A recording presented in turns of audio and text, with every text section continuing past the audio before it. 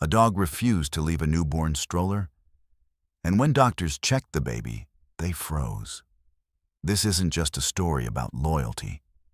It's a heart-stopping tale of instinct and heroism that will make you question everything you thought you knew about love and protection. As Buddy, the scruffy terrier, stands guard over little Ella, the stakes soar higher than ever. What happens next will leave you breathless and on the edge of your seat, eager to uncover the truth behind this incredible bond. On a bright suburban morning, where the sun painted golden streaks across manicured lawns and children's laughter echoed through quiet streets, life moved at a gentle pace. This was the kind of neighborhood where everyone knew their neighbors, where front porches held rocking chairs, and where love seemed to bloom as naturally as the flowers in every garden. The houses were lined with white picket fences, and the air carried the sweet scent of freshly cut grass mixed with blooming magnolias. It was the kind of place where time seemed to slow down, where worries felt distant, and where families built their legacies one memory at a time. The neighborhood had a timeless quality to it, a place where generations had grown up, fallen in love, and raised their own children. In one of these cozy homes lived a family on the brink of experiencing the most transformative moment of their lives. Sarah and Mark had just welcomed their precious newborn daughter, Ella, into their world 3 weeks ago. The delivery had been smooth, and Ella was a picture of perfect health, or so everyone believed. The hospital had given her a clean bill of health, and the doctors had assured Sarah and Mark that their daughter was absolutely fine. And they weren't alone in their joy. There was a third member of this growing family, one with 4 paws and a heart overflowing with devotion. His name was Buddy, and he had been part of their lives for nearly 5 years before Ella's arrival. Buddy was no ordinary dog. He was a scruffy terrier mix with matted fur that told stories of countless adventures and eyes that sparkled with an intelligence beyond his years. His coat was a patchwork of brown and gray, with a distinctive white spot on his chest that looked like a heart. He had been rescued from a shelter 3 years before Ella was born, and from that very first day, he had been nothing but loyal and loving to Sarah and Mark. From the moment Ella arrived home, wrapped in a soft pink blanket and sleeping peacefully in her mother's arms, something shifted in Buddy. It was as if a switch had been flipped inside him. He had found his purpose. He had found his reason to live. The gentle dog that had spent his days lounging in the sun and playing fetch in the backyard suddenly transformed into something more. A protector, a guardian, a sentinel. Buddy became obsessed with Ella's safety in a way that went beyond normal pet behavior. He would position himself beside her crib at night, his ears alert to every sound, his eyes never fully closing. During the day, he followed Sarah from room to room, never letting Ella out of his sight for even a moment. When Sarah changed Ella's diaper, Buddy sat nearby, watching intently. When Sarah fed Ella, Buddy positioned himself where he could see both of them. It wasn't just protective instinct. It was something deeper, something primal, something almost supernatural in its intensity. Buddy had appointed himself as Ella's guardian, and he took that responsibility with the utmost seriousness. He would growl softly at visitors who tried to get too close to the baby. He would bark if Mark accidentally bumped the crib. He seemed to have developed an almost sixth sense about Ella's needs, often alerting Sarah moments before the baby would cry. Sarah watched this bond develop with amazement and gratitude. She would sit in the nursery late at night, watching her daughter sleep peacefully while Buddy kept vigil beside the crib, and tears would stream down her face. "Look at him," she would whisper to Mark, her voice filled with wonder. "He loves her so much. It's like he knows she's his responsibility. Mark would wrap his arm around his wife and smile. He does love her. I've never seen him like this before. It's beautiful. But what Sarah didn't realize, what neither of them realized, was that Buddy's hypervigilance wasn't just love. It wasn't just the natural protective instinct of a dog toward a helpless infant. It was something far more urgent, far more desperate. It was a warning sign, a red flag that something was terribly, dangerously wrong. Buddy could sense it. His acute canine instincts, honed by years of survival and experience, had picked up on something that human eyes couldn't see and human ears couldn't hear. There was something in Ella's scent, something in her breathing pattern, something in the subtle signs that only a dog with Buddy's sensitivity could detect. And it was driving him to the brink of madness with worry. One sunny morning, exactly 3 weeks after Ella's arrival, Sarah decided it was time for Ella's first real outing, a stroll through the neighborhood park. The weather was perfect, with clear blue skies and a gentle breeze. Sarah had been cooped up in the house for weeks, and she was eager to get outside, to feel the sun on her face, and to show off her beautiful daughter to the neighborhood. She carefully dressed Ella in a soft white dress with tiny pink flowers embroidered on the collar. She packed the diaper bag with all the essentials: diapers, wipes, bottles, blankets, and extra clothes. She checked the stroller twice to make sure it was secure and comfortable. Everything was perfect. "Come on, Buddy," she called to the dog, clipping his leash to his collar. "Let's go for a walk." Buddy's tail wagged, but there was something hesitant in his movement. He pressed his nose against the stroller, sniffing carefully, as if conducting one final inspection before allowing Ella to leave the safety of the house. As Sarah pushed the stroller down the sunny street, with Buddy trotting beside them, she had no idea that this innocent decision would set off a chain of events that would change their lives forever. She didn't know that Buddy's strange behavior was about to escalate dramatically. She didn't know that her daughter's life hung in the balance, and that only Buddy's unwavering loyalty and mysterious instincts would save her. All she knew was that it was a beautiful day, and she was grateful to be alive. The neighborhood park was a sprawling expanse of green, dotted with ancient oak trees whose branches stretched toward the sky like welcoming arms. A winding path made of smooth gravel curved through the landscape, passing by a small pond where ducks glided peacefully across the water, their reflections shimmering in the sunlight. There were benches scattered throughout, many occupied by mothers with their own children, elderly couples enjoying their retirement, and joggers taking a midday break from their busy lives. Sarah had always loved this park. Even before Ella was born, she would come here to walk and think, to find peace in the midst of her hectic life. She remembered those long afternoons during her pregnancy, when her feet would ache and her back would protest. But she would come here anyway, seeking solace in the natural beauty of the place. Now, pushing her daughter's stroller along the familiar path, she felt a sense of contentment wash over her. This was what motherhood was supposed to feel like: peaceful, joyful, complete. This was the dream she had held on to through 9 months of anticipation and 3 weeks of sleepless nights.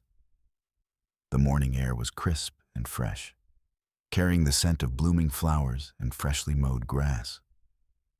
A few clouds drifted lazily across the brilliant blue sky, casting occasional shadows on the ground that moved across the path like gentle waves. The park wasn't too crowded, just a handful of people scattered here and there, enough to feel safe and connected to the community, but not so many as to feel overwhelming or chaotic. It was the perfect conditions for a first real outing with her newborn. Sarah had dressed carefully for this occasion. She wore a light blue sundress that she had bought before Ella was born, one that finally fit her again after months of pregnancy. Her hair was pulled back in a neat ponytail, and she had applied just a touch of makeup, enough to feel like herself again, but not so much that she looked like she was trying too hard. She wanted to feel confident, capable, like a mother who had everything under control. The stroller was top of the line, a gift from Mark's parents. It was sleek and modern, with large wheels that rolled smoothly over the gravel path. The canopy was a soft cream color that protected Ella from the direct sun while still allowing for ventilation. Sarah had checked the stroller 3 times before leaving the house, making sure that everything was secure, that the straps were fastened properly, that Ella was comfortable and safe. Sarah smiled at a woman pushing a toddler on the swings. The woman smiled back, and they exchanged that unspoken greeting that only mothers understand. There was a bond between them, a shared understanding of the incredible journey they were on. The sleepless nights, the overwhelming love, the constant worry that something might go wrong. In that single smile, entire conversations were held. In that moment of connection, Sarah felt less alone. Buddy walked beside the stroller, his leash slack in Sarah's hand. He seemed to enjoy the outing, sniffing at the grass and trees as they passed, his tail wagging occasionally. But there was still something different about him, something that Sarah couldn't quite put her finger on. He stayed closer to the stroller than usual, almost glued to its side. And occasionally, he would look back at Ella with an intensity that was almost unsettling. Sarah found herself watching Buddy more than she watched the scenery around her. In the 5 years that she had owned him, she had never seen him quite like this. When Mark had brought Buddy home from the shelter, the dog had been timid and withdrawn, traumatized by his previous life. It had taken months of patience and love to bring him out of his shell. But once he had bonded with Sarah and Mark, he had become the most gentle, easygoing companion imaginable. He loved everyone he met. He was never aggressive. He was never anxious. Until now. "It's okay, Buddy," Sarah said gently, patting his head as they walked. "We're just taking a nice walk. Ella is safe. Everything is fine." But Buddy wasn't convinced. His ears were perked up, standing at attention like radar dishes trying to pick up some distant signal. His body was tense, his muscles coiled like springs, his movements deliberate and purposeful. It was as if he was on high alert, scanning the environment for some invisible threat that only he could perceive. His eyes darted from person to person, from shadow to shadow, searching for something, or someone. They continued along the path, passing the pond where the ducks were swimming. Sarah paused for a moment, slowing the stroller and pointing toward the water with genuine delight.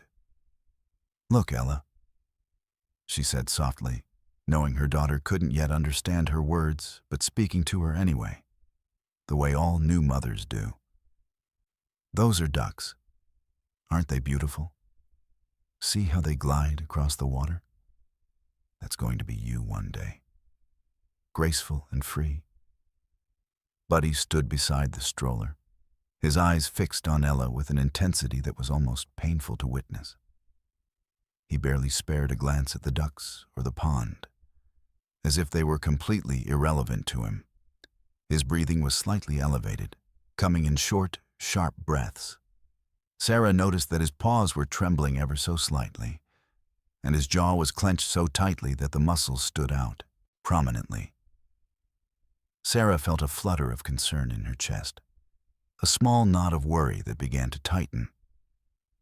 She reached down and felt Buddy's nose. It was warm and dry instead of its usual cool dampness. Was he running a fever? Had he eaten something that disagreed with him? Should she cut the walk short and take him to the veterinarian? As they walked deeper into the park, following the winding path that led toward the central area, Sarah began to notice other people around them. A man jogging past with earbuds in his ears and a determined expression on his face. An elderly couple sitting on a bench beneath a large oak tree, holding hands and watching the world go by. A group of teenagers tossing a frisbee on the grass, their laughter carrying across the park. A woman walking her own dog, a golden retriever that looked calm and peaceful. All normal, all innocent, all part of the everyday fabric of the park. Yet Buddy seemed to react to each person they encountered, his body language shifting dramatically. When the jogger passed, Buddy's entire body tensed, and he positioned himself between the man and the stroller. When the elderly couple looked their way, Buddy's ears flattened slightly against his head. When the teenagers laughed, he flinched as if the sound had physically struck him. And when the woman with the golden retriever approached, Buddy actually stepped in front of the stroller, his body creating a complete barrier. Sarah felt increasingly uncomfortable. Buddy had always been friendly with other dogs. What was happening to him? They reached the center of the park, where a large open area was surrounded by benches and trash cans. The grass here was perfectly manicured, maintained by the city's park department. A few mothers were gathered here, sitting on the benches while their children played on the grass or in the nearby playground. Some of the children were running and laughing, chasing each other in games of tag. Others were playing in the sandbox, building castles with plastic buckets and shovels. A few were on the swings, their parents pushing them higher and higher, their squeals of delight filling the air. It was a peaceful scene, the kind of moment that Sarah had dreamed about during her pregnancy. Being here with her daughter, part of a community of mothers, watching their children grow and play, knowing that she was part of something larger than herself. She had imagined herself sitting on one of these benches, chatting with other mothers, while Ella grew and played and discovered the world around her. Sarah found an empty bench and carefully sat down, keeping one hand on the stroller at all times. She had read in all the parenting books that you should never take your eyes off your child. Never let them out of arm's reach. Buddy immediately positioned himself in front of the stroller, his body between Sarah and the path, as if creating a barrier, a wall of protection between his charge and the rest of the world. His eyes were fixed on the path, watching every person who walked by. The morning sun felt warm on Sarah's face, and she closed her eyes for just a moment, allowing herself to relax. It felt good to be outside, to feel the sun, to breathe fresh air. The stress of the past 3 weeks, the hospital stay, the sleepless nights, the constant worry, seemed to melt away. "Hello?" said a cheerful voice, breaking through Sarah's moment of peace. Sarah's eyes flew open, and she looked up to see a woman about her age, with a warm smile and kind eyes. She had shoulder-length brown hair and was wearing a colorful sundress similar to Sarah's own. "Is this your first time at the park with your baby?" Sarah felt herself relax slightly.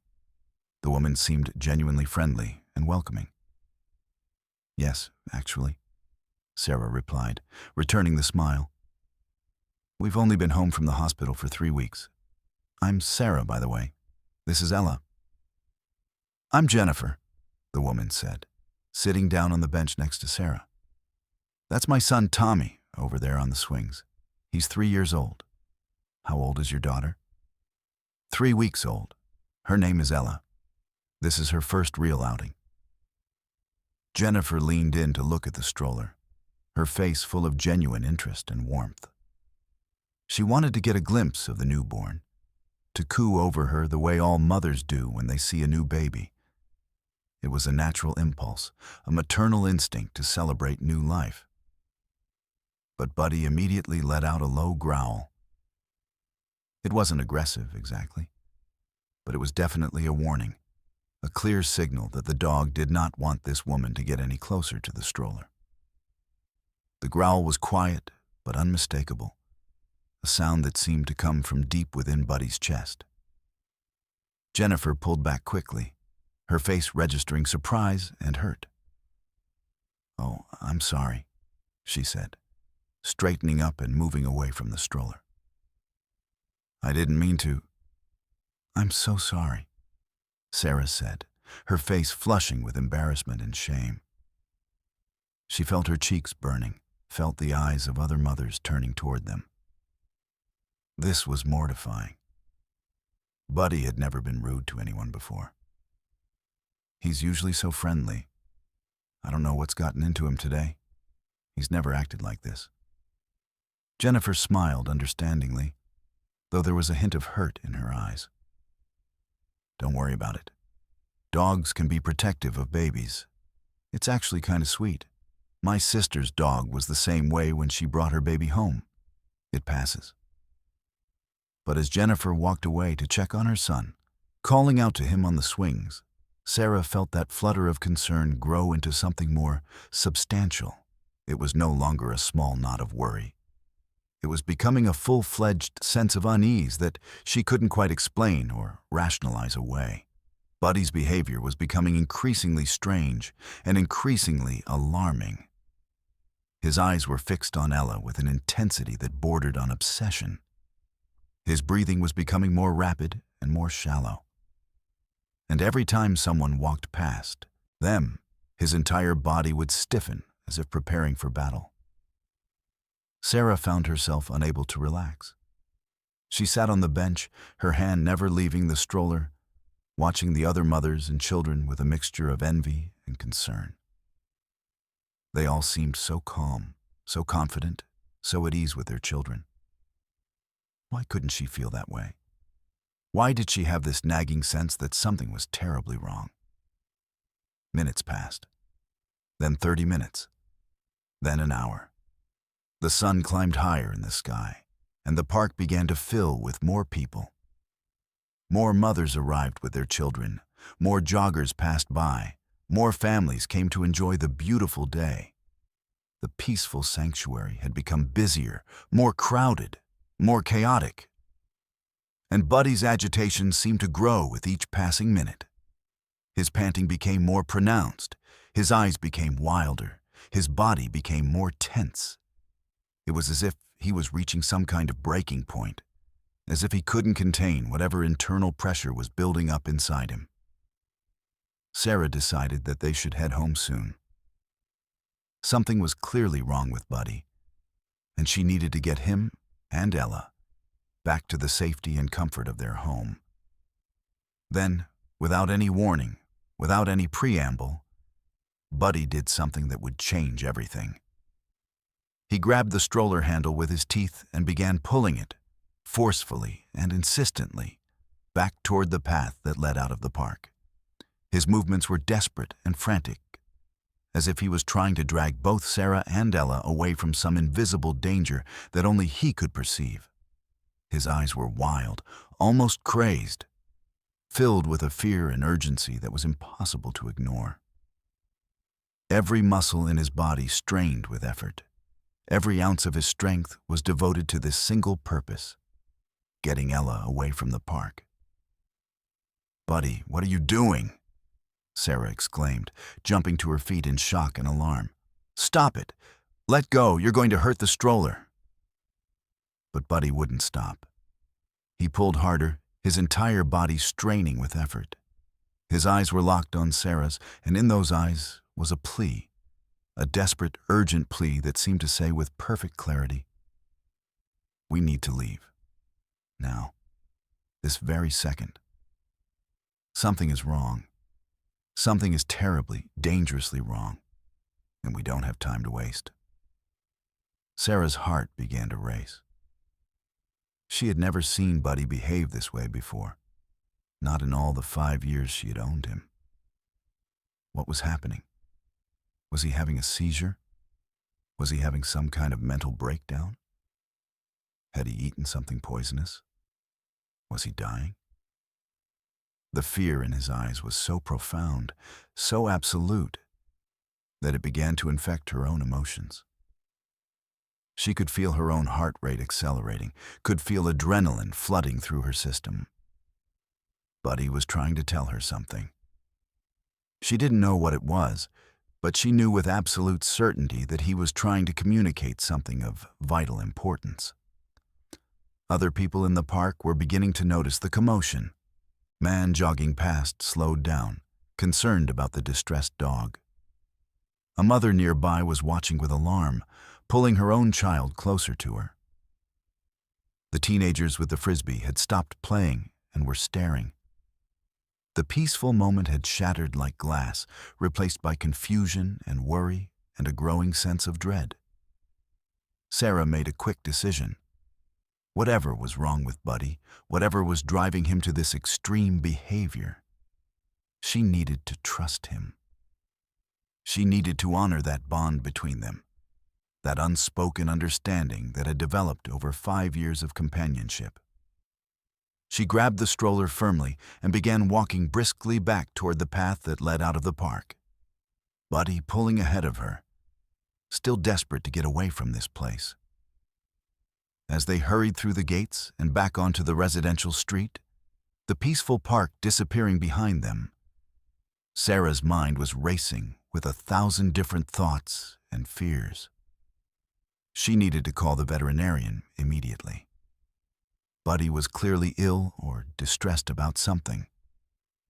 But even as that thought formed, another one pushed through, more urgent and more troubling. What if it's not Buddy who's ill? What if he's trying to tell me something about Ella? What if something is wrong with my daughter and Buddy is the only one who knows it? The thought sent a chill down her spine, a cold wave of fear that seemed to freeze her blood. But it seemed impossible. The doctors had said Ella was perfectly healthy. The hospital had run all the tests, blood tests, hearing tests, physical examinations. Everything had come back normal. Everything was fine, wasn't it? As Sarah hurried home with her daughter and her devoted dog, she had no way of knowing that her life was about to change forever, or that Buddy's desperate behavior in the park had just saved her daughter's life. The walk home felt longer than usual, even though Sarah took the most direct route back to their house. Her mind was spinning with questions and fears, her heart still racing from the intensity of Buddy's behavior in the park. The adrenaline that had flooded her system was beginning to wear off, leaving her feeling exhausted and emotionally drained. She kept glancing down at Ella in the stroller, searching for any sign of distress or discomfort, any indication that something was physically wrong with her daughter. But her precious baby was sleeping peacefully, oblivious to the chaos and concern that had just unfolded around her. The stroller wheels made a rhythmic clicking sound against the concrete sidewalk, a sound that normally would have been soothing but now only served to heighten Sarah's anxiety. Each click seemed to echo her racing thoughts, each rotation of the wheels marking the passage of time that felt both infinitely long and impossibly short. Buddy trotted beside them, his pace slightly slower now than it had been in the park, as if the desperate energy that had driven him to pull the stroller with such force had been partially spent and exhausted. But his eyes were still alert, still watchful, still fixed on the stroller with that same intense focus that had first alarmed Sarah. Occasionally, he would look back at Sarah, and she could have sworn that she saw pleading in his gaze, a silent urging to move faster, to quicken their pace, to get home, to get to safety as quickly as possible. The afternoon sun was beginning its slow descent toward the horizon, casting long shadows across the quiet suburban street. The neighborhood seemed peaceful and serene, exactly the same as it always did on any other afternoon. Children played in yards, their laughter carrying through the air. Sprinklers watered lawns in rhythmic patterns, sending arcs of water across the green grass. The distant sound of a lawnmower hummed in the background, a familiar suburban soundtrack. Birds sang in the trees, and the breeze carried the scent of flowers and fresh-cut grass. It was ordinary and normal and utterly unremarkable. The kind of afternoon that happened 1,000 times a day in neighborhoods across the country. The kind of day that people took for granted. But nothing felt ordinary or normal to Sarah anymore. Something fundamental had shifted. Some basic understanding of her world and her place in it had been disrupted and turned upside down.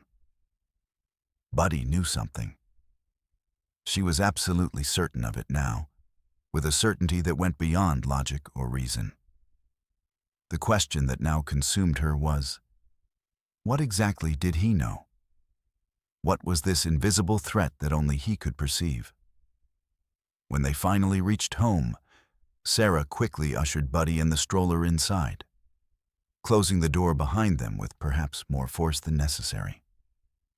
The solid click of the lock engaging felt reassuring, as if they had finally reached sanctuary. She immediately carried Ella upstairs to the nursery, her legs moving quickly despite her emotional exhaustion. Once there, she carefully laid her daughter down on the changing table and began checking her over with meticulous care, looking for any visible signs of illness or distress. She felt Ella's forehead, warm but not feverish. She checked her skin for any rashes or discoloration. She listened carefully to her breathing, counting the respirations to make sure they were within the normal range. She gently palpated her abdomen, checking for any swelling or tenderness. She looked at her skin color, searching for any pallor or bluish tint that might indicate a circulation problem. To all outward appearances, Ella was perfectly fine, exactly as she had been that morning when they left for the park. But what if something was wrong on the inside? What if there was something that couldn't be seen with the naked eye? Something that existed beneath the surface, hidden from view? What if there was a problem with her organs, her blood, her systems? What if Buddy was detecting something that the hospital's tests had missed? What if the doctors had made a mistake? Sarah felt panic beginning to rise in her chest, a tightening sensation that made it difficult to breathe. She forced herself to take slow, deep breaths, trying to calm her racing mind. She was catastrophizing. She was letting her imagination run away with her. This was probably nothing. Buddy was probably just having an off day. Dogs sometimes acted strangely for no reason at all. But even as she tried to convince herself of this, she knew it wasn't true. She knew her dog. She knew his temperament, his habits, his personality. This behavior was completely out of character for him. Something had triggered this response, and she needed to find out what it was. Sarah picked up her phone with trembling hands and called her pediatrician's office. The phone rang twice before someone answered. "Dr. Patterson's office, this is Lisa speaking. How can I help you?" The receptionist's voice was cheerful and professional, the voice of someone who had answered this phone 1,000 times before. "Hi, this is Sarah Mitchell," Sarah said, trying to keep her voice steady even as her hands shook. "I need to speak to Dr. Patterson about my daughter, Ella. She's 3 weeks old, and I'm concerned that something might be wrong with her." There was a pause on the other end of the line, and Sarah could almost hear Lisa shifting into a more serious mode, her professional instincts recognizing the concern in Sarah's voice. "What symptoms is she displaying?" Lisa asked, her professional tone immediately shifting to one of genuine concern and attentiveness. "Well, that's the thing," Sarah said, feeling foolish even as she spoke the words aloud, even as she heard how irrational she sounded. "She doesn't seem to have any symptoms. She's eating normally, sleeping normally, her diaper output is normal. Everything about her seems fine from a physical standpoint. But my dog has been acting very strangely today, and I have this feeling, this intuition, that something is wrong. I know that probably sounds crazy. I know I'm probably just being paranoid and overprotective. But I can't shake this feeling that something isn't right. Sarah paused, half expecting Lisa to dismiss her concerns, to tell her that she was being an anxious, first-time mother and that everything was fine. But that's not what happened.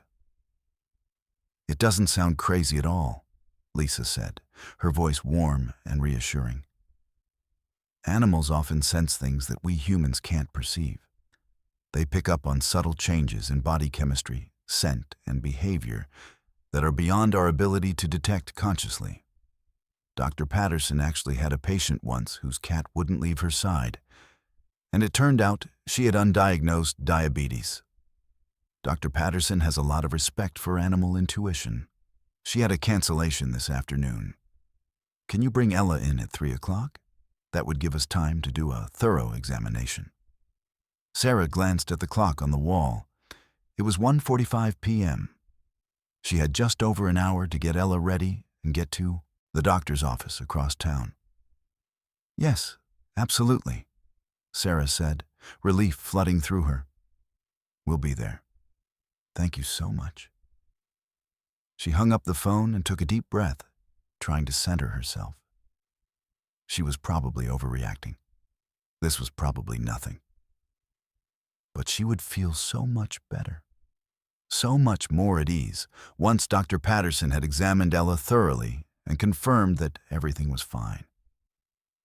The reassurance of a medical professional would help her sleep tonight, would help her stop worrying about invisible threats and mysterious illnesses. 45 minutes later, Sarah was sitting in the examination room at Dr. Patterson's office, with Ella lying on the examination table. The room was decorated in soft pastels, with cheerful pictures of animals and nature scenes on the walls. A mobile of colorful stars hung above the examination table, rotating slowly. Everything was designed to be calming and non-threatening, to help anxious parents feel at ease. Dr. Patterson was a woman in her 60s, with shoulder-length gray hair and kind, intelligent eyes that seemed to see everything. She had delivered Ella herself and had been her pediatrician since birth. Sarah trusted her completely, had always felt safe and confident in her care. "Let's just do a thorough examination," Dr. Patterson said, beginning to check Ella's vital signs with practiced efficiency. She had done this thousands of times before, and her movements were confident and sure. Sometimes parents have intuitions about their children that are worth paying attention to. Parents know their children better than anyone else does, and sometimes they pick up on subtle things that we might miss on a routine visit.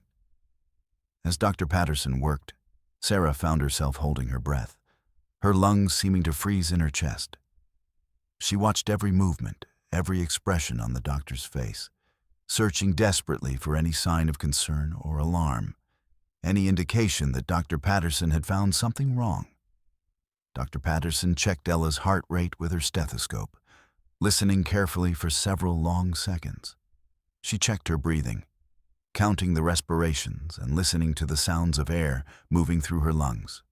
She took her temperature, placing a digital thermometer under her arm and waiting for the beep. She palpated her abdomen gently, checking for any masses or abnormalities, any swelling or tenderness that might indicate a problem.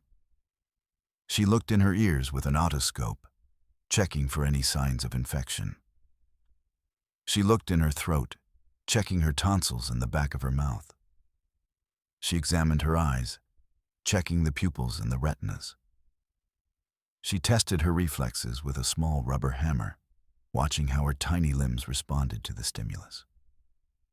She checked her muscle tone, gently moving her arms and legs to assess their strength and flexibility.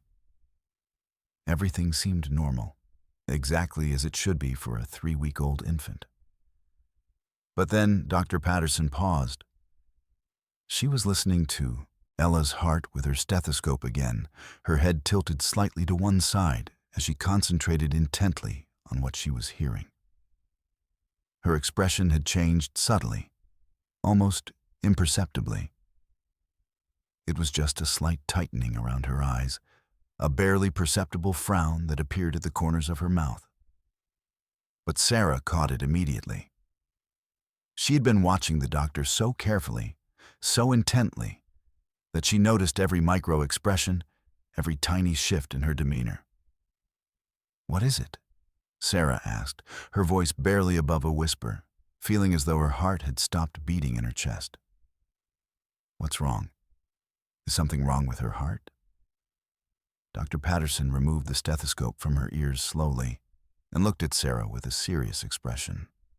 The kind of expression that doctors use when they have to deliver news that isn't what the patient wants to hear. "I want to order an echocardiogram," Dr. Patterson said carefully, choosing her words with precision. "There's a murmur in Ella's heart that I didn't detect at her last visit 3 weeks ago. It's subtle, which is why it might have been missed initially during the hospital stay, but it's definitely there. A heart murmur is an abnormal sound that the heart makes, usually caused by turbulent blood flow. Sometimes it's nothing to worry about, but sometimes it can indicate an underlying structural problem with the heart." The words seemed to hang in the air like a physical presence, heavy with meaning and implication. A heart murmur. Her 3-week-old daughter, her perfect newborn, had a heart murmur. The words didn't seem real, didn't seem possible. Sarah felt as though she was watching this scene from outside her body, as though she was observing someone else's life falling apart. "What does that mean?" Sarah asked, feeling as though the ground was shifting beneath her feet, as though the solid foundation of her world was crumbling away. "Is she going to be okay? Will she need surgery? Is this life-threatening?" "Let's not jump to conclusions," Dr. Patterson said, her voice calm and reassuring, the voice of someone who had delivered bad news many times before and knew how to do it with compassion. A heart murmur can mean many different things. Some murmurs are completely benign and resolve on their own without any treatment or intervention. Others require monitoring, and some do require treatment. That's why we need to do the echocardiogram, to get a better picture of what's happening with her heart, to see the actual structure and function of the organ. I can get her in for one tomorrow morning at 9 a.m., if that works for you. The procedure is completely non-invasive and painless. It's just an ultrasound of the heart, very similar to the ultrasound you had during pregnancy. Sarah nodded numbly, her mind struggling to process this information. Tomorrow morning, just a few hours away. Her daughter might have a serious heart condition, and she would have to wait until tomorrow to find out the extent of it. That night, Sarah barely slept. She lay in bed next to Mark, who was snoring softly, unaware of the turmoil happening inside his wife's mind. She kept getting up to check on Ella, to make sure she was still breathing, to reassure herself that her daughter was still alive and still okay. Each time she crept into the nursery, Buddy was there, lying beside the crib, his eyes opening when Sarah entered, as if he had been waiting for her, as if he had been standing guard. The echocardiogram appointment the next morning arrived with agonizing slowness. Sarah dressed Ella in a soft pink outfit, her hands shaking as she fastened the tiny snaps. She packed a diaper bag with all the essentials, even though she would only be gone for an hour. She called Mark at work and told him to meet her at the hospital. The ultrasound technician was a kind woman named Patricia, who spoke in soothing tones as she applied the cool gel to Ella's chest and began moving the transducer across her tiny body. Sarah watched the screen, seeing the image of her daughter's heart for the first time. A 4-chambered organ beating steadily, pumping blood throughout her tiny body. It was beautiful and terrifying all at once. Patricia worked in silence for several minutes, her face neutral and professional, giving nothing away. Then she said, "The cardiologist will review these images and discuss the findings with you. Let me get Dr. Hernandez." Dr. Hernandez was a man in his 50s, with dark hair and a serious demeanor. He reviewed the ultrasound images with Sarah and Mark, pointing out various structures of the heart and explaining what he was seeing. "Ella has a condition called patent foramen ovale, or PFO," he explained, his voice clinical but not unkind. "Essentially, there is a small hole in the wall between the two upper chambers of her heart, the right atrium and the left atrium. This hole should have closed after birth when she took her first breath and the pressure in her heart chambers changed. But in Ella's case, the hole remained open." He paused, allowing his words to sink in, then continued. "In many newborns, a PFO is completely harmless and requires no treatment. The hole is small, and blood flows normally through the heart. But in Ella's case, the hole is larger than average, approximately 8 millimeters in diameter. This means that blood is shunting from the right side of her heart to the left side. Essentially, some oxygen-poor blood is being pumped throughout her body instead of going to the lungs first to pick up oxygen." Sarah felt Mark's hand find hers, squeezing it tightly. "What does this mean for her future?" Mark asked, his voice steady despite the fear that Sarah could see in his eyes. "The condition can be managed with medication for now," Dr. Hernandez explained. "We'll start her on a medication called indomethacin, which can help close the hole. In many cases, this medication is effective, and the hole closes on its own within a few weeks or months. However, if the medication doesn't work, Ella will likely need surgery within the next few months to close the hole permanently. The surgery is called a cardiac catheterization procedure, and it's minimally invasive. A cardiologist will thread a thin tube through a blood vessel and use it to place a small device that closes the hole." He paused, letting the weight of his words settle on them. "Without treatment, the condition could lead to serious complications," he continued.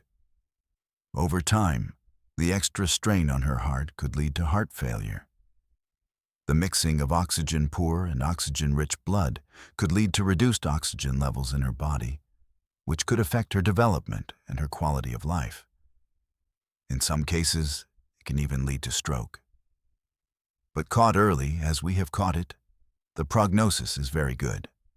Most children with PFO do very well with treatment." As Sarah listened to the cardiologist explain all of this, the medication, the potential surgery, the possible complications, the prognosis, she felt tears streaming down her face. Her precious daughter, her perfect newborn, had a serious heart condition. How had this happened? How had the hospital missed this during those first crucial days after birth? How was she supposed to handle this? How was she supposed to be strong for her daughter when she felt like she was falling apart? But even as these questions flooded her mind, even as she felt the weight of this diagnosis pressing down on her shoulders, another thought emerged, clear and undeniable, cutting through all the fear and confusion. Buddy knew. Somehow, some way, Buddy sensed that something was wrong with Ella's heart. He detected something that the hospital's sophisticated equipment had missed.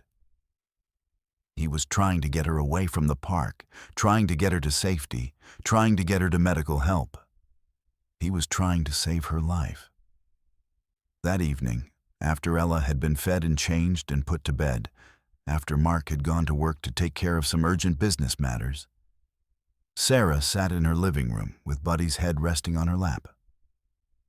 The house was quiet, except for the soft ticking of the grandfather clock in the hallway. Outside, the sun was setting, painting the sky in shades of orange and pink and purple. Sarah stroked Buddy's fur gently, her fingers running through his coarse coat, feeling the warmth of his body against her legs. Tears streamed down her face, tears of fear and relief and gratitude all mixed together. "Thank you," she whispered to him, her voice breaking with emotion. "Thank you for knowing. Thank you for trying to tell me. Thank you for being so insistent, so desperate. Thank you for not giving up. Thank you for saving her life." Buddy's tail wagged softly, a gentle thumping sound against the couch cushions. He looked up at her with those intelligent, knowing eyes that seemed to understand more than any dog's eyes should be able to understand. He had done what he was meant to do. He had protected his charge, his beloved Ella, with every fiber of his being, with every ounce of his strength and love. And in doing so, he had changed the course of her life, and Sarah's, forever. The road ahead would be difficult and uncertain. There would be more doctor's appointments, more tests, more monitoring. Eventually, there would likely be surgery, a procedure that would require Ella to be put under anesthesia, that would require her to be in the operating room while surgeons worked on her tiny heart. There would be recovery time, rehabilitation, follow-up appointments. There would be sleepless nights filled with worry and fear. But because of Buddy's mysterious instinct, because of his unwavering loyalty and his desperate plea in the park, because of his refusal to accept that everything was fine when he knew it wasn't, Ella's condition had been caught early. She would get the treatment she needed. She would have a chance at a full, healthy life. She would grow up and go to school and fall in love and pursue her dreams, all because a dog loved her so much that he was willing to risk his own reputation and comfort to protect her. And it was all because of a dog who loved her more than he loved his own peace of mind, more than he loved his own comfort, more than he loved anything else in the world. The days turned into weeks, and the weeks turned into a blur of doctor's appointments, medication schedules, and endless worry. Every morning, Sarah would wake up early, her heart racing as she recalled the previous day's events. Each day felt like a tightrope walk, balancing between hope and fear, joy and uncertainty. Ella was thriving despite the heart murmur and the impending treatment. She was a bright, alert baby, her big blue eyes taking in the world around her with wonder. She cooed and gurgled, her laughter filling the house with a warmth that made the worries seem a little smaller. As Sarah watched her daughter grow, she felt a fierce sense of determination to do everything in her power to ensure Ella's health and happiness. Buddy, ever the loyal companion, remained by their side, his instincts sharper than ever. He kept a close watch on Ella, following her every movement with an almost protective vigilance. He would lie at her feet during playtime, his ears perked up, ready to spring into action at the slightest hint of distress. Sarah often found herself talking to Buddy as if he could understand every word. "Thank you for being her guardian, Buddy," she would say, scratching behind his ears. "You're her protector, aren't you?" The bond between Buddy and Ella grew stronger each day. As Ella began to reach for toys and experiment with sounds, Buddy would respond with gentle nudges, encouraging her to play and explore. When Ella giggled, Buddy would wag his tail furiously, as if he understood that her laughter meant she was happy and safe. As the date for Ella's echocardiogram approached, Sarah felt a knot of anxiety tighten in her stomach. The night before the procedure, she lay in bed, staring at the ceiling while Mark slept peacefully beside her. The weight of uncertainty pressed heavily on her chest. Would Ella be okay? Would the medication work? Would they need to proceed with surgery? The questions spiraled in her mind, each one more daunting than the last. The next morning, Sarah packed the diaper bag with meticulous care, double-checking that she had everything they might need. She included extra diapers, wipes, a change of clothes for Ella, and her favorite stuffed animal, a soft rabbit named Mr. Flops. Ella's tiny hands would often grasp the toy, her little fingers curling around it for comfort. They arrived at the hospital early, the sun shining brightly in the clear blue sky, an ironic contrast to the weight of anxiety swirling in Sarah's heart. The hospital was bustling with activity, a constant hum of voices and footsteps echoing through the sterile hallways. Sarah held Ella close, feeling the warmth of her baby against her chest, and Buddy walked beside them, his leash taut and his demeanor alert. The waiting room was filled with families, some with anxious expressions, others attempting to distract themselves with conversations or games on their phones. Sarah found a seat while Mark went to the reception desk to check in. As she sat, she glanced around, her heart heavy with empathy for the other parents. Each one was likely facing their own fears and uncertainties, just like her. When they were called back, Sarah's heart raced. The technician, a kind woman named Clara, greeted them with a warm smile. "Hi there, little one. Are you ready for your big test?" She cooed at Ella. The familiar phrase brought a smile to Sarah's face, and she felt a small surge of hope. Clara led them into the examination room, which was dimly lit and equipped with high-tech machinery that hummed softly. Ella lay on the exam table, her tiny body swaddled in a cozy blanket, and Sarah held her hand tightly. Buddy sat at Sarah's feet, his expression calm but watchful, as if he could sense the importance of the moment. The echocardiogram was quick but thorough. Clara applied gel to Ella's chest and began moving the transducer over her skin. Sarah watched the screen, her heart pounding as the images of Ella's heart filled the monitor. The rhythmic sound of Ella's heartbeat echoed through the room, a comforting reminder that she was alive and strong. As the technician worked, Sarah felt a mix of hope and anxiety. What if the hole in Ella's heart was larger than they had anticipated? What if the medication hadn't worked? What if surgery was their only option? Each thought felt like a weight pressing down on her. Finally, the technician finished and stepped out of the room to consult with the cardiologist. Sarah cradled Ella close, whispering soothing words into her ear. "You're so brave, my little one. Just a little longer and we'll know everything will be okay." Moments later, Dr. Hernandez entered the room, his expression serious but not unkind. "Hello, Sarah, Mark," he said, his voice steady. "Thank you for your patience. I've reviewed the echocardiogram, and I have some good news."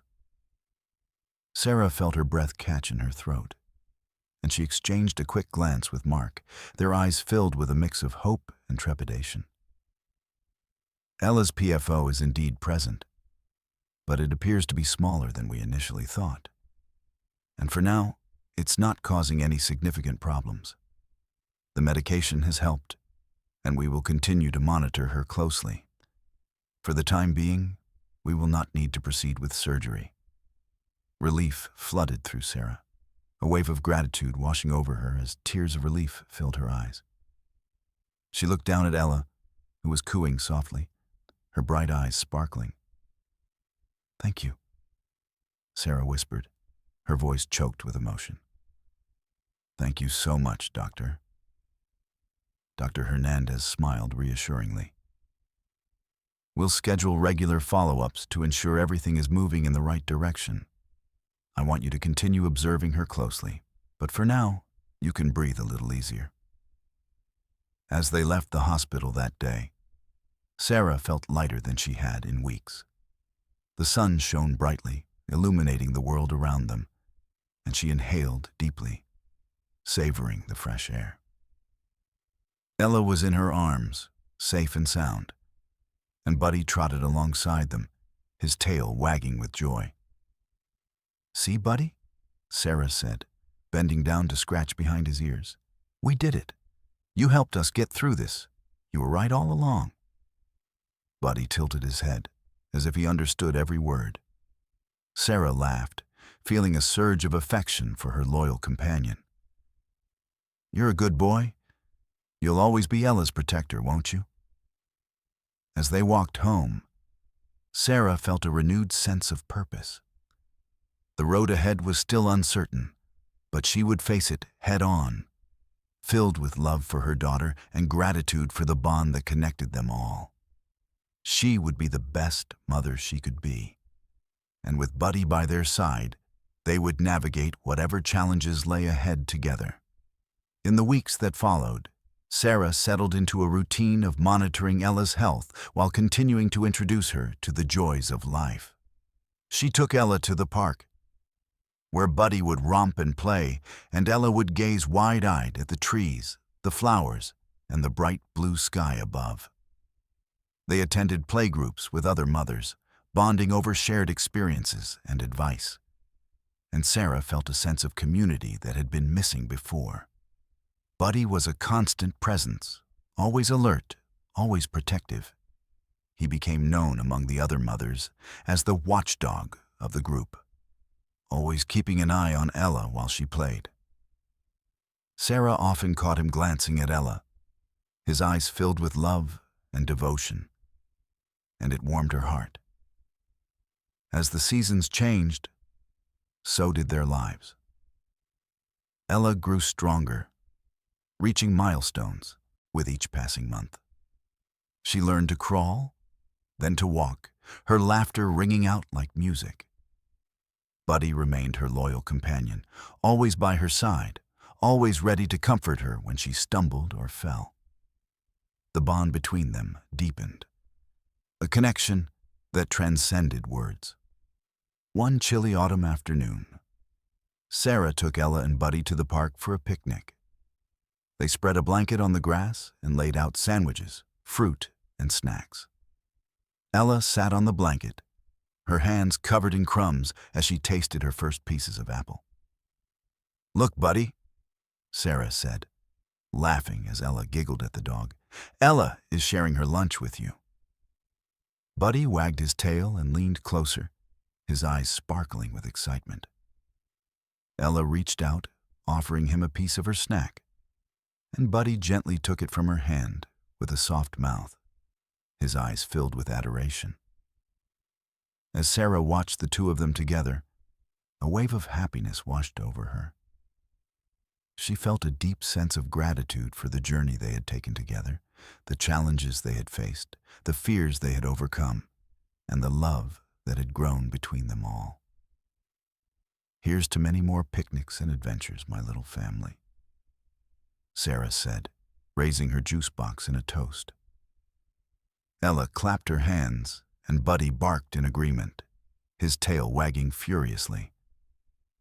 In that moment, Sarah knew that no matter what challenges lay ahead, they would face them together, as a family. Buddy would always be there, guiding and protecting them, a steadfast guardian in a world that was sometimes uncertain. And with that thought, Sarah felt a renewed sense of hope. They would navigate the road ahead together, one joyful step at a time.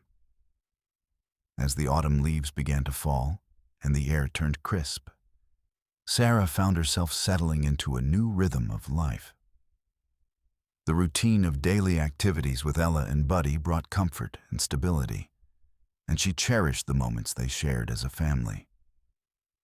But with each passing day, she felt the weight of anticipation growing heavier, a sense of impending challenges lurking just beyond the horizon.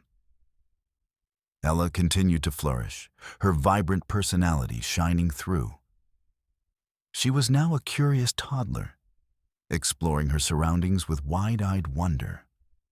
Her laughter was infectious, filling their home with joy and warmth.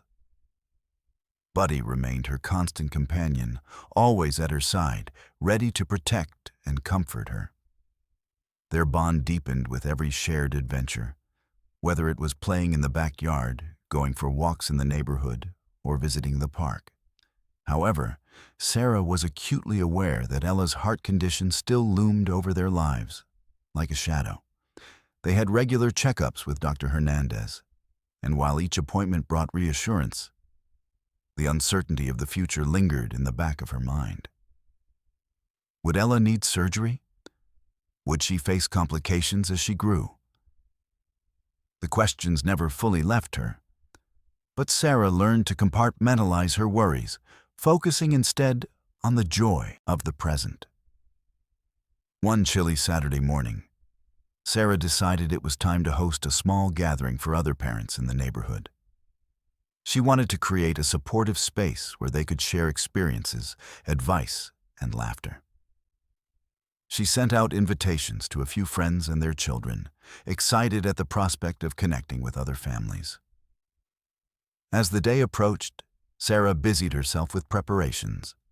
She baked cookies, made sandwiches, and set up a cozy area in the living room with blankets and cushions.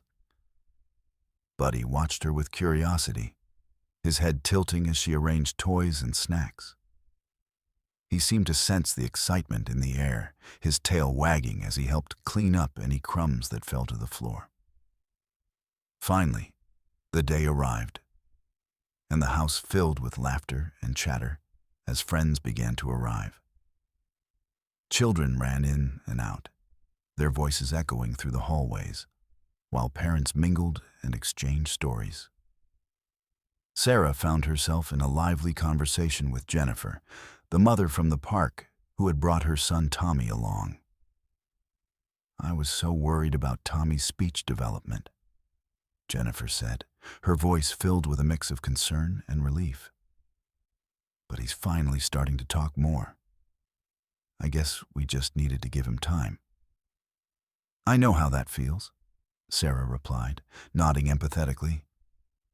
"Ella's been slower with some of her motor skills, but she's getting there. Every day is a little victory." As they chatted, Sarah felt a sense of camaraderie and support that she hadn't realized she needed. These connections, forged through shared experiences, were invaluable. They reminded her that she wasn't alone in her journey. Many parents faced their own challenges, and together they could navigate the ups and downs of parenthood. Just as the conversation was reaching a comfortable flow, a sudden commotion caught Sarah's attention. She turned to see a young child, a boy named Lucas, who had tripped over a toy and landed on the floor. He began to cry, his little face scrunched up in distress. Buddy, who had been lying calmly by Ella's feet, sprang into action. In an instant, he was at Lucas's side, nuzzling the boy's hand with his nose, as if to say, "It's okay. You're not alone." The sight was heartwarming, and Sarah couldn't help but smile as she watched Buddy's instincts kick in. "Look at Buddy," Sarah said, pointing. "He always knows when someone needs comfort." Jennifer's eyes softened as she watched. "He's such a good dog. It's amazing how they can sense emotions." As the gathering continued, Sarah found herself feeling lighter. The laughter of children filled the air, and the living room buzzed with energy. She was grateful for this community, for the friendships that were blossoming around her. It was a reminder that, despite the challenges they faced, there was so much joy to be found in the everyday moments. After everyone had left and the house settled into a comfortable silence, Sarah sat on the couch with Ella nestled in her lap. Buddy lay at their feet, his head resting on her legs. She gazed down at her daughter, who was busy playing with Mr. Flops, her favorite stuffed rabbit. "Today was wonderful, wasn't it, Ella?" Sarah said softly, stroking her daughter's hair. "You made new friends, and so did I." Ella looked up, her blue eyes shining, and clapped her hands, a gesture of pure happiness. In that moment, Sarah felt a rush of love and gratitude. She had created a warm space for her daughter and herself, a space where they could thrive amidst the uncertainties. But just as the warmth of the day settled into her heart, a nagging thought crept back in. The upcoming appointment with Dr. Hernandez loomed closer, and the uncertainty of Ella's health tugged at her mind. Would they discuss the next steps? Would surgery be on the horizon? The questions were unavoidable. A few days later, the appointment day arrived. Sarah felt a familiar flutter of anxiety as they drove to the hospital. Mark was with them, his presence a comforting anchor as they navigated the familiar halls. Buddy had to stay home this time, a decision they made to avoid any added stress during the appointment. In the waiting room, Sarah's heart raced as she watched other families come and go. Each parent had their own story, their own worries, and she couldn't help but feel a connection to them all. When their names were finally called, they entered the examination room, where Dr. Hernandez was waiting with a reassuring smile. "Hello, Sarah, Mark. It's good to see you both again," he said, his tone warm and inviting. "And how is our little Ella doing today?" Sarah smiled, but the knot in her stomach tightened. "She's doing well, but we're anxious to hear what you have to say about her condition." Dr. Hernandez nodded, his expression shifting to one of professional seriousness. "Let's take a look at her heart first, and then we can discuss the next steps." As he examined Ella, Sarah held her breath, watching the doctor's every move. The ultrasound machine hummed softly, and the images flickered on the screen, showing the familiar outline of Ella's heart. Dr. Hernandez's focus was intense, and Sarah felt a mix of hope and dread as he worked. After several minutes, Dr. Hernandez turned to them, his expression thoughtful. "The good news is that the medication seems to be helping. The shunting of blood is decreased, and the hole is showing signs of closure. However, it's still present, and we will need to keep monitoring it closely." Sarah felt a wave of relief wash over her, but it was quickly followed by the reality of their situation. "So, does that mean she won't need surgery right away?" she asked, her voice trembling slightly. "For now, we can continue with medication and regular follow-ups," Dr. Hernandez explained. "But we need to be cautious. If we don't see further improvement, we may have to consider surgery in the future. I want you to keep a close eye on her, especially with any signs of fatigue or difficulty breathing." Mark squeezed Sarah's hand reassuringly, but the uncertainty still lingered in the air. They left the appointment feeling a mix of relief and apprehension, the weight of their journey still very much present. Back at home, Sarah found herself grappling with her emotions. The good news was a blessing, but the possibility of surgery still loomed over them like a storm cloud. She wanted to be strong for Ella, to shield her from any fears, but the worry gnawed at her insides. That evening, as they settled into their nighttime routine, Sarah sat with Ella on the living room floor, surrounded by toys and books. She watched her daughter play, her laughter filling the space with joy. Buddy lay nearby, his eyes trained on Ella, his presence a comforting reminder of the bond they shared.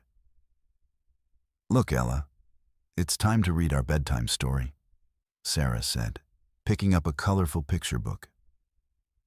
Ella clapped her hands excitedly, her eyes sparkling with delight. As they read together, Sarah felt the worries begin to fade, if only for a moment. The warmth of her daughter's laughter, the sound of Buddy's soft breathing, and the familiar rhythm of their evening routine wrapped around her like a comforting blanket. In that quiet moment, surrounded by love, Sarah made a silent promise to herself. She would face each challenge head-on, one day at a time. She would not let fear dictate her life or Ella's. They would navigate this journey together, as a family, always anchored by the love they shared. And as the stars twinkled outside the window, Sarah felt a renewed sense of hope bubbling to the surface. No matter what lay ahead, she would embrace the journey, cherishing every moment with Ella and Buddy. Together, they would face whatever challenges came their way.